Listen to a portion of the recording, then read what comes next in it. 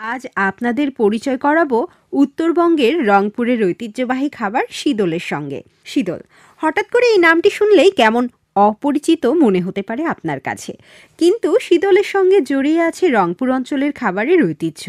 প্রাচীনকাল থেকেই শীদল রংপুর অঞ্চলের সুস্বাদু একটি খাবার, যদিও বর্তমান প্রজন্মের কাছে সেভাবে পৌঁছায়নি এই শীদলের স্বাদ।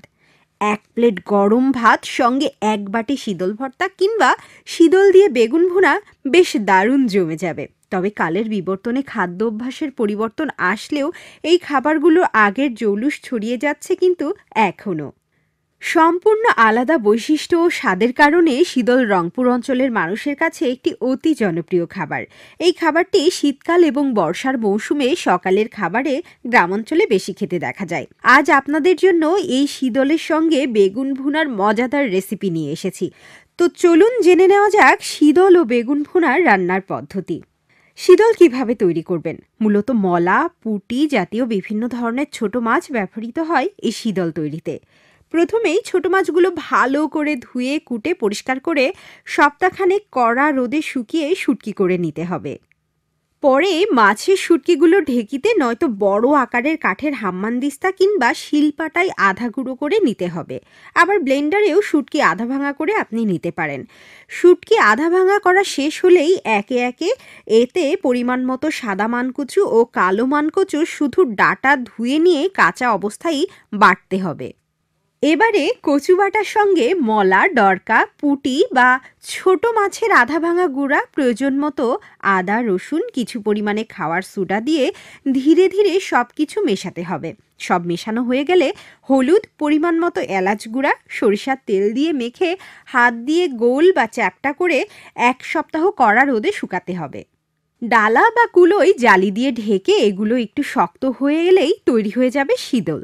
অনেকেই আবার মালা করে এগুলো শুকিয়ে নেন। এভাবে আপনিও কিন্তু বাসায় শীদল তৈরি করে নিতে পারবেন। এবার জেনে নেওয়া যাক রান্নার পদ্ধতি। অনেকেই কলা পাতায় মুড়িয়ে আগুনে পুড়িয়ে থাকেন শীদল। কলা পাতার রং কালো হয়ে আসলে শীদল বের করে তাতে প্রয়োজন মতো শুকনা মরিচ, রসুন, পেঁয়াজ আর লবণ দিয়ে ভর্তা করে নেন। এ তো গেল শীদল ভর্তার পদ্ধতি। তবে কিভাবে এই শীদল রান্না করবেন? প্রথমে একটি প্যানে পরিমাণ মতো তেল নিয়ে তাতে পরিমাণ মতো পেঁয়াজ কুচি ও রসুন দিয়ে দিন। পেঁয়াজ এবং রসুন কিছুটা বাদামি করে ভেজে নিন। এবার এর মধ্যে আদা রসুন বাটা, স্বাদ মতো লবণ, হলুদ গুঁড়া, মরিচের গুঁড়া, ধনিয়া গুঁড়া পরিমাণ মতো দিয়ে ভালো করে নেড়েচেড়ে নিন।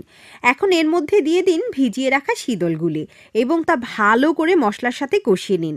এরপর যে পাত্রে শীদলগুলি ভিজিয়ে রেখেছিলেন সেই পাত্রে শীদল ভিজানো পানি ছেঁকে মশলার মধ্যে ঢেলে দিন।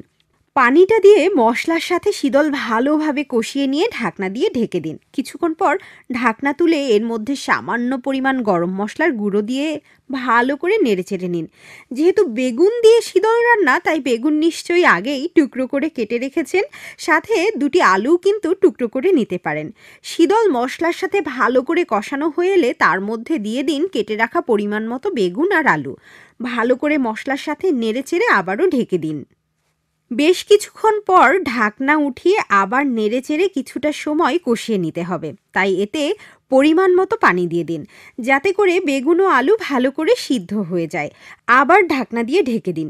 কিছুক্ষণ পর আবার ঢাকনাটি উঠিয়ে তাতে পরিমাণ মতো ভাজা জিরের গুঁড়ো দিয়ে দিন, যাতে এটির স্বাদ ও গন্ধে মুখরোচক হয়ে ওঠে।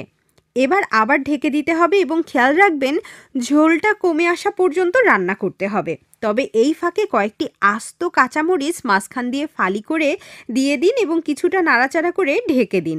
এতে কিন্তু স্বাদ আরও বহুগুণ বেড়ে যাবে।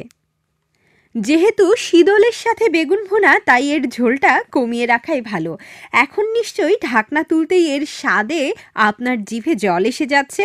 এই তো হয়ে গেল শীদলের সাথে বেগুন ভুনা। এবার একটি পাত্রে ঢেলে গরম ভাতের সাথে পরিবেশন করুন উত্তরবঙ্গ রংপুরের ঐতিহ্যবাহী খাবার শীদল দিয়ে বেগুন ভুনার সুস্বাদু মজাদার তরকারি।